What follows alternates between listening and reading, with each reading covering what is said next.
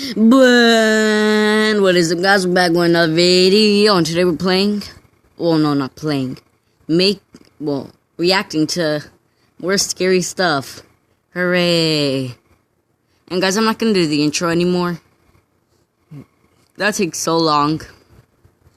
Just to upload it into the freaking, just to actually like export it onto the actual thing. So yeah, let's get into this. Let's go. Kevin had just turned 21, so he and his friend decided to go to a bar one night and was approached by a cute girl named Candace. He didn't know she was just trying to get free drinks by flirting, so he told her that they didn't have much money. However, Candace was the one who offered, and she kept buying more and more. Kevin started getting confused as to who she liked more between him and David and why she was being so generous. A little later, they both carried David out the bar. She kept telling him to go home with her, but he was so out of it he could barely answer. Kevin told her that he couldn't let him go anywhere as he didn't want David to wake up in a random house without a car and not remembering what happened. Candace kept pushing it, saying that she would take care of him, but Kevin told her that the only way David was going anywhere was if he tagged along. Immediately, she started flirting with Kevin and offered to get his friend a taxi and said they could drive to her place alone. At this point, Kevin had a few drinks and was pretty buzzed, so he agreed. They got David a taxi to go home, and the two walked to Candace's car. Everything was happening so quickly, and he started feeling uneasy. They got in the car, and she drove the street when she asked if he wanted to stop at the store and get some more to drink. Kevin wanted to be able to carry himself throughout the rest of the night, so he declined. He did find Candace attractive, and he didn't want to seem lame, so he told her to get a pint with some apple juice to chase it. She went in the store and came out with a lot more than just a pint. Kevin assumed that she wanted to drink as well, but throughout the car ride, Candace kept telling him to drink more and more. He somehow managed to drink all the juice, so he pretended to drink the bottle by spitting the liquor in the apple juice container. He then tossed the apple juice out the window before she could see it and just drank a little more from the remaining bottle.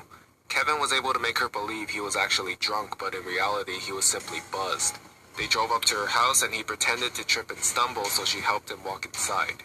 The front door was unlocked, but she made sure it was locked when they got in. Kevin thought that was strange, but he didn't think too much of it, so he told her that he had to use the bathroom. He walked inside and looked at himself in the mirror. He just felt strange. There was definitely something off. He turned on the sink to make noise and made himself puke up the liquor he drank. Kevin flushed and went to the sink and started drinking the tap water to sober up. He just didn't want to be drunk, but still wanted to hook up with Candace. Kevin turned the sink off when he suddenly heard her talking to someone outside. He's drunk as hell. He could barely stand up. You do it. Who was she talking to? And do what? Kevin walked out the bathroom, and the moment he stepped into the living room, he saw Candace walking into another room.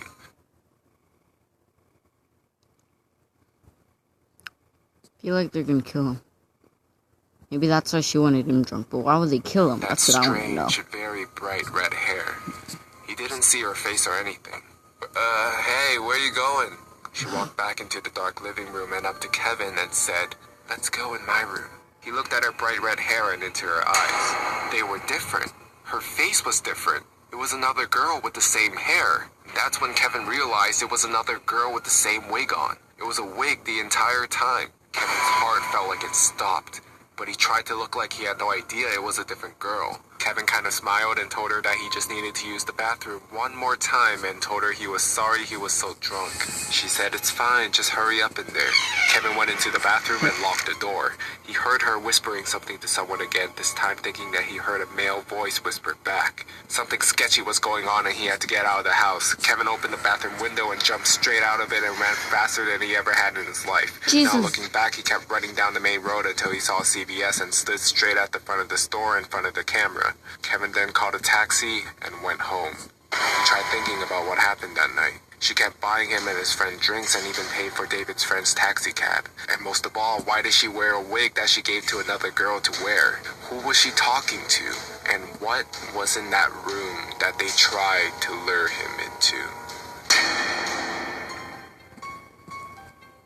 Wait. If they come across with a couple.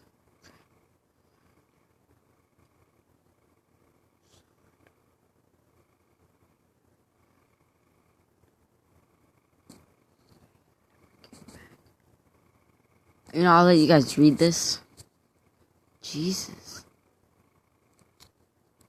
Yeah, just read it. Alright, so if you guys are done reading it, yeah. Freaking sketchy. My creeper code. Back when Sarah was 17, she worked at a small local bakery. There were less than 15 employees spread across all the night and day shifts, so they only had a few people working during the day. One of these people was Dave, the delivery driver. From the first time they met, Dave immediately gave Sarah an off vibe. He was in his mid-50s and way too friendly to a teenage girl. But the boss told her that yes, he could be annoying, but no one worked harder than he did, so just ignore his antics. Sarah then recalled that when she signed the paperwork, they never asked her to submit a background check. And in hindsight, that should have been red flag number 2. Over the course of the year or so that she worked with Dave, Sarah tried very hard to ignore him. He was rarely outright creepy, but he was always just a bit too friendly. He would stick around long after his shift was over to talk to her and another pastry chef. He always wanted to lick the bowl after she finished making Rice Krispie treats. He would always stand in front of the racks or equipment or ingredients just enough that sometimes her hand would brush him while reaching for something. Dave always stood just a little too close. Dave was constantly asking Sarah about her life. What she liked, what she did for fun, if she had a boyfriend. Almost daily, he would tell her how a nice girl like her should have a boyfriend, how maybe a boyfriend would be good for her. Sarah let this slide because sometimes older people can say things that were meant differently in their time. But then it was the concert invites. Every other week he had tickets to one concert or another. Once he figured out Sarah's favorite genre of music, it was almost exclusively tickets to bands she desperately wanted to see. But she also knew that she should not go anywhere with him. Then her birthday came. He bought her a t-shirt and it was 2 sizes too small. He told her to try it on after work and text him a photo, and proceeded to give Sarah his phone number. He didn't ask for her number. She said no. He asked the other pastry chef for her number, but she had her back and refused as well. He also brought 2 tickets from another band that Sarah had been wanting to see. VIP section, 21 plus only. He said he could get her in. She just had to go with him and him alone. This continued for a while. Sarah brought it up to one of her bosses, but they laughed it off as, oh, classic Dave. When he wanted a hug on his birthday and hugged her without consent, there's Dave for you, offering to get her booze or pot. Oh, Dave, you scamp. When he pulled up his shirt and showed his abdominal scar from a snowboarding accident, well, that's just Dave. No respect for boundaries. But he was a good worker. Sarah even considered having one of her big, strong male friends come in under the guise of being her boyfriend just to placate Dave. She was repulsed by him, but he hadn't really done anything to classify himself as a predator. Besides asking for her number, he had never tried to straight up harass her, and besides the odd hug or two that she was too shy and afraid to refuse, he hadn't gotten super physical. Then one day, Dave was gone. His name disappeared from the employee roster. Sarah's boss asked to see her in the office. She informed her that Dave was no longer employed at their business. Dave had been fired. He was fired because Dave was a convicted sex offender. There is one count kidnapping a minor from the mid-90s and another count that she doesn't want to think about. They had never background checked him, and when they contacted a friend in the police department, they found out that Dave had been lying on lots of paperwork, hiding the fact that he was a convicted felon and not notifying anyone when he moved. Once they brought this information to the police department's attention, they had a few more charges to add. They found out because apparently he had been stalking and harassing one of the clients he delivered to. After his termination, Dave showed up to work one day. He had a weapon with him. Why? Veronica! Veronica, please don't do this to me, Veronica! No, please don't leave me! I've got my oyster, Veronica! I'm coming! I'm coming! Veronica! We're on an escalator now, look! It's like Titanic! Jack and Rose, put your hands out! All by myself! But Sarah never found out what he had. They told him to leave or the police would be called, and he ended up leaving in handcuffs. Sarah was extremely relieved that she wasn't there that day. It's been a while since she worked at the bakery, but sometimes she still thinks about how badly things could have gotten had she gone to even one of those concerts with him. The man standing on my I patio. was 9. I usually got home from school about an hour before my mom got home from work. I live super close, so she figured it was fine. I did the usual thing, which was to make sure I locked the front door and double check that the back door leading to the patio was also locked. I played as much PlayStation as possible in my room before my mom came home and made me do homework. But on this particular day, while playing, I heard this noise coming from outside my window. Oh God, what It is was that kind noise? of like the sound of a cat. But my cat had been missing for over 3 months. 3 months. Hope struck and I thought maybe he finally came back. I ran downstairs to check, but to my surprise, there was a guy standing on my patio. It was a tall man with black hair covering half of his eyes. Oh my God. I could hear him making high-pitched sounds, almost like a cat meowing. A brown liquid was running down from his mouth. Oh my God, I what could is see that? him spitting out my dad's stomped cigarettes. He was actually eating from the ashtray. I screamed so loud that the man must have heard it. He didn't react. He just kept on eating from the ashtray. I ran upstairs to my room and called my mom and then called the cops, laying in my bed under my sheets, shivering with fear. The next thing I remember is the police arriving on the road by my yard. I hear them talking to the guy. The high-pitched sound was more frequent and louder.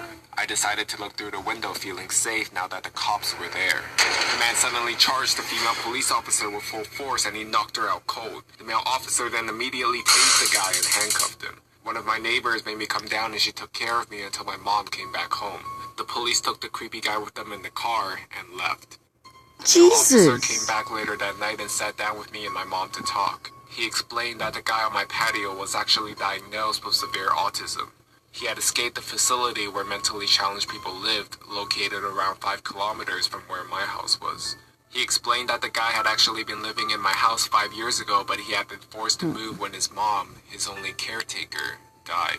The poor guy probably thought he would find his mom in this house. He missed the routines and he missed living there with his mom. The police had to move him from the house that time 5 years ago.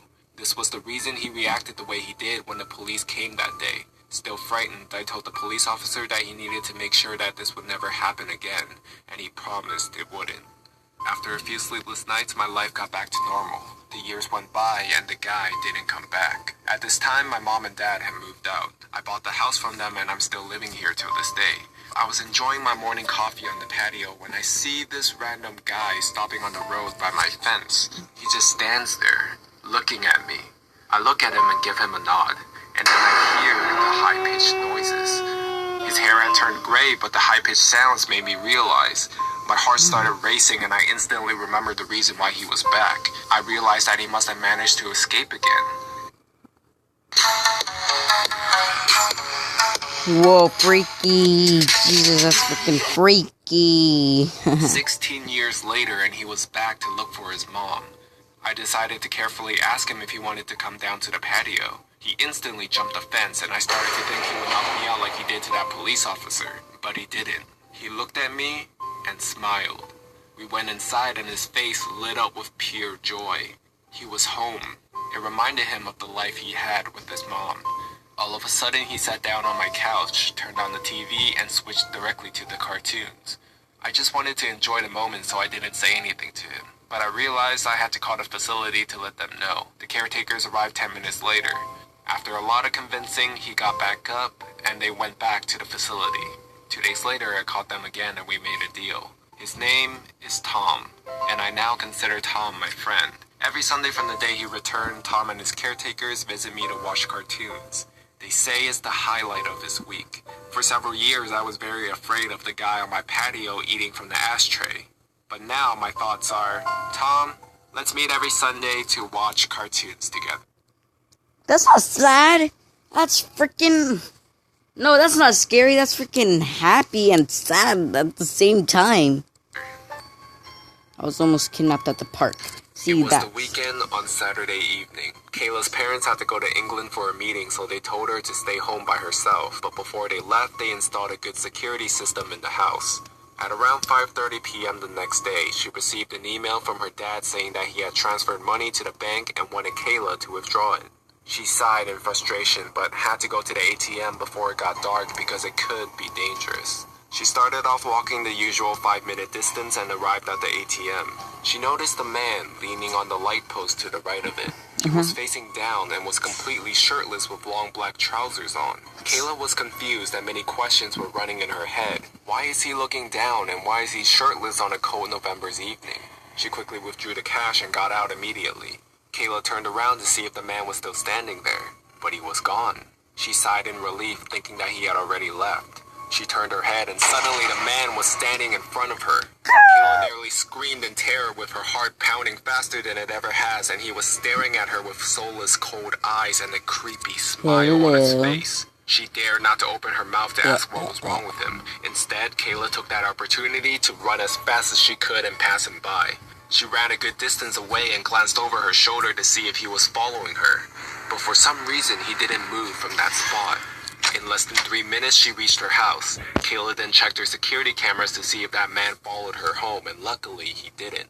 Feeling paranoid, she decided to sleep on the couch that night near the recording TV.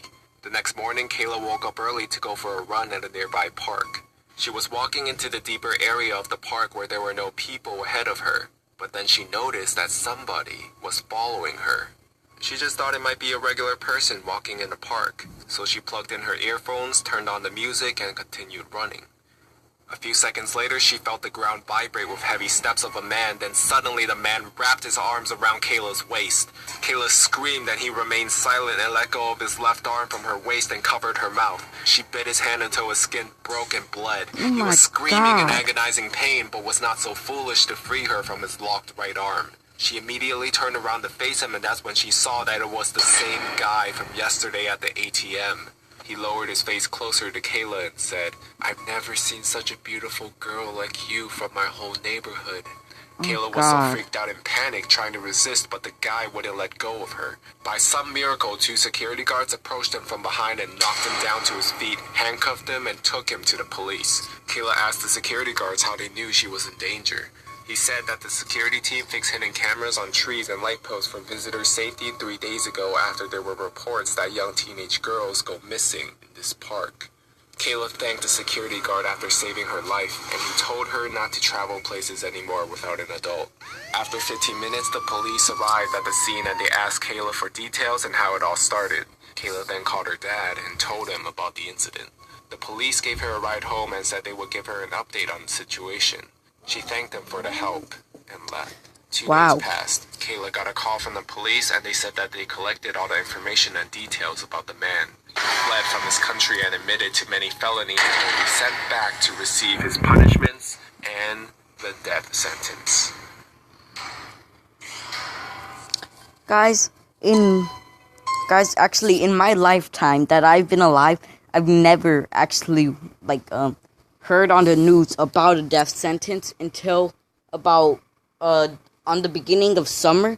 There was this woman who, she was on trial for a death sentence, and her death sentence was, the trial for the death sentence was due August. I think I already watched that, cause, she was on death sentence cause she killed her, 6-year-old daughter and her dad. Yeah, crazy, right? Anyways, let's keep on going. On one Sunday afternoon, in the hills, nobody could hear you cry, Jesus. In the hills, nobody can hear you cry. Ew, I don't like Sunday that. Ew, that's afternoon, creepy. Macy and Lily decided to go hiking in some hills about an hour away. It wasn't too difficult of a hike, so they reached the top without any problems. After resting for a bit, they decided to head back down. They had been walking for maybe 10 minutes, and Macy started complaining and wanted to walk down the side of the road instead of the rough hiking trail. Lily conceded, but not even after 5 minutes, a truck pulled up next to them. It was red and rusty. The guy driving rolled down the window and greeted them, asking if they needed a ride. Macy thought he looked charming and even cute. Lily was hesitant, but despite her better judgment, Macy convinced her to get in the trunk since it must only be a 10-minute drive down to the car, tops. The 2 girls opened the passenger's door to this rusty old thing, and the guy directed them behind the seat to get into the back. They settled in, and the truck started rumbling forwards. The backseat was clean enough, but there was a rope on the floor behind the driver's seat and 4 boxes of saran wrap half hanging out from under the passenger seat. Jesus. It seemed creepy and weird, but Lily didn't want to freak Macy out, so she just kept her mouth shut. After 10 minutes, the woods didn't look any clearer, and they hadn't seen another car the whole time. Lily asked how long he thought it would be. He said he was taking a different route down the hill and had to stop somewhere to get something first. Oh my 7 God. minutes after, they reached the tiny log cabin.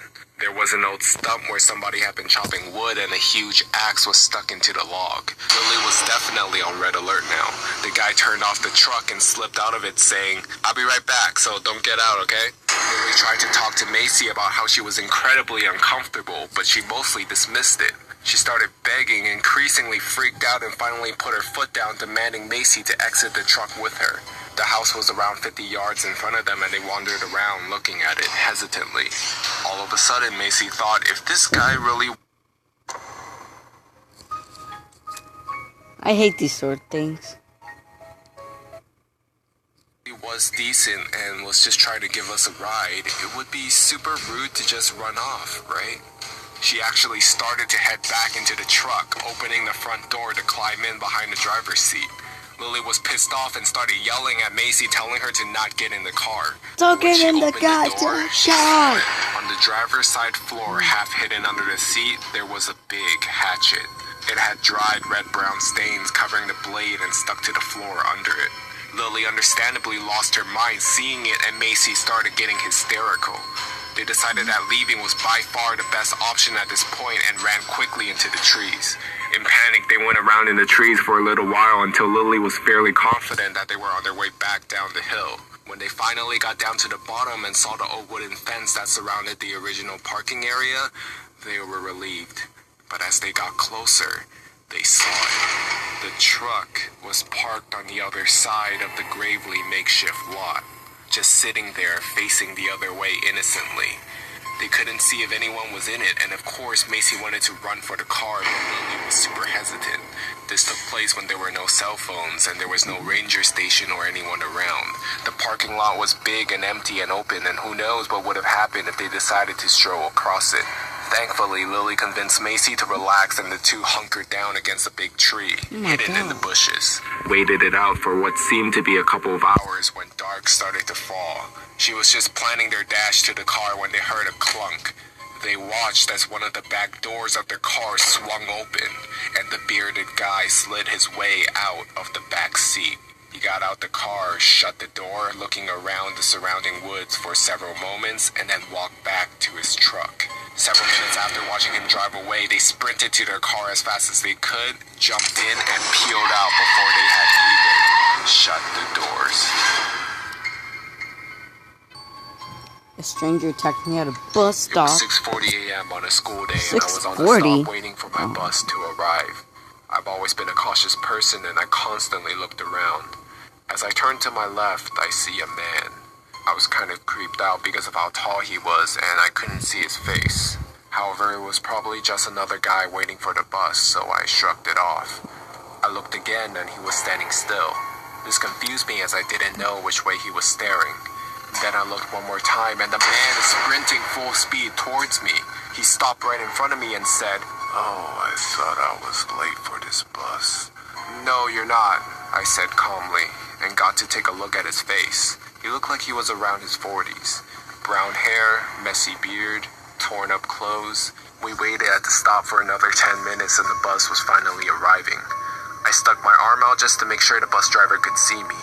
As soon as I walked up, I felt the man grab my shoulder and pull me back very hard. I instantly started to panic as kick him in the balls.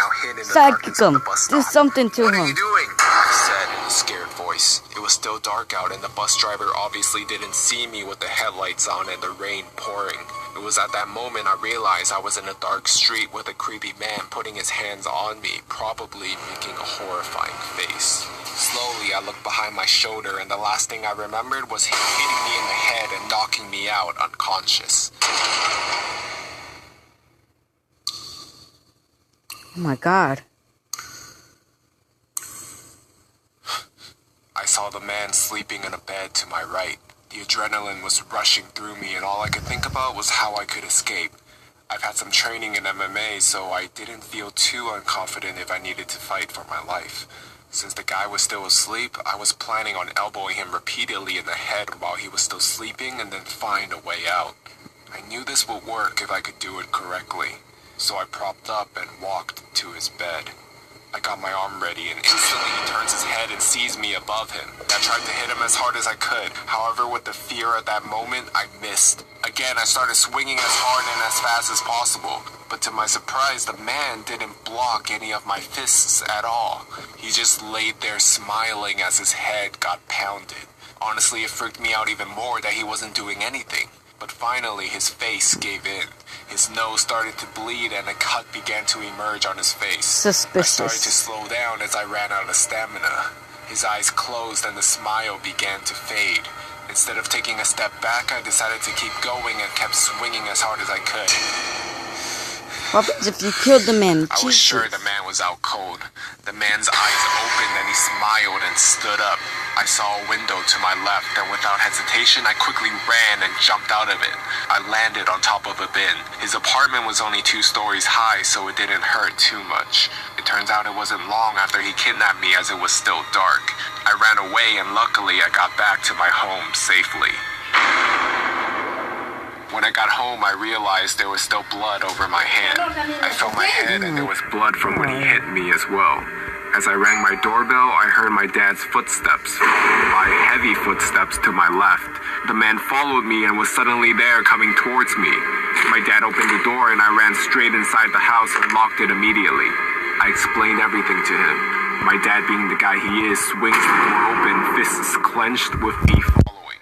As we went outside and looked around, the man reappeared. I went towards him with brass knuckles on, but my father stopped me and muttered, "Hand." I looked at the man's hand to see a knife, and he starts to slice the air. He gets closer and continues to swing the knife maniacally, but manages to barely slice my cheek. My dad grabs him by the arm and beats him senseless. Oh They my caught the God, police, and guys. the man was locked up. This man is Ever crazy. since that day, I've become an even more cautious of a person. It took me a while to get over the fear of that day, and that's why I no longer ride on the bus. Whoa, the smiling man. Oh, I think About 5 years ago, I lived downtown in a major city in the U.S. I think we've already. I've always So yeah, this guy seems very myself bored after my roommate suspicious. went to sleep. To pass the time, I used to go for long walks and spend the time thinking. The park, as it was most nights, was completely empty. I turned down a short side street in order to loop back to my apartment when I first noticed him. At the far end of the street on my side was the silhouette of a man. How to draw a dog. There was a man with no arms being chased by a beast, so he jumped in a pool and saw tombstones with names. Then the sun set and it started to rain. Then he saw an old man mowing his lawn. And now you can draw a dog just like me. What the heck?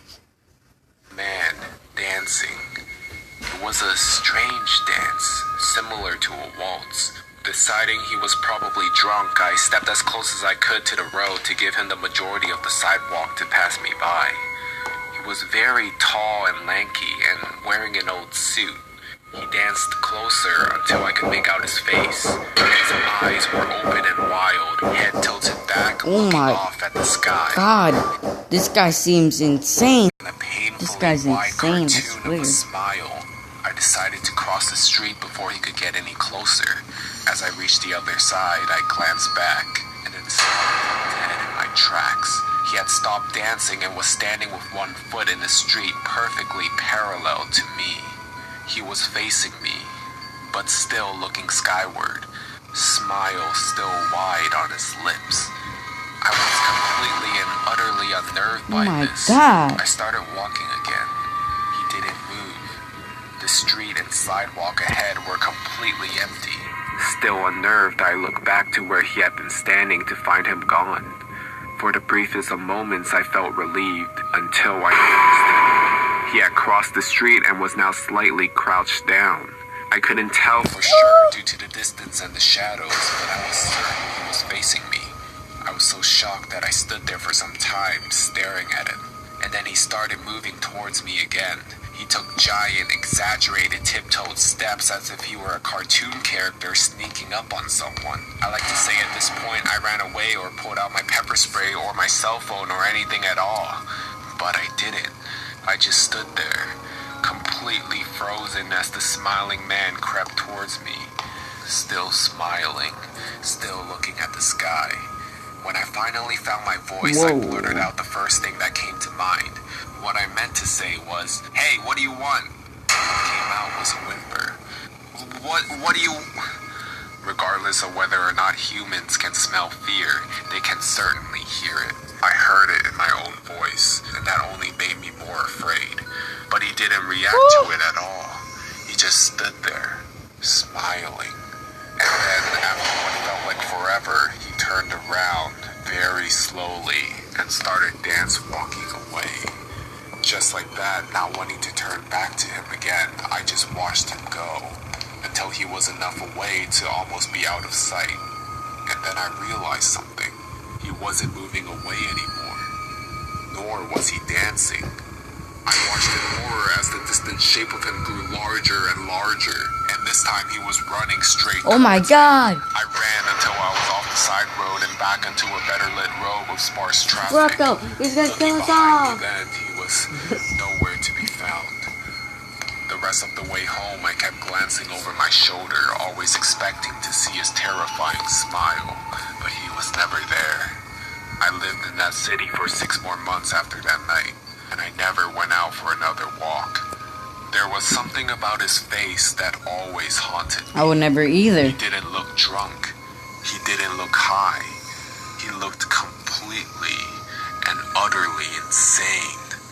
And that's a very, very scary thing to see.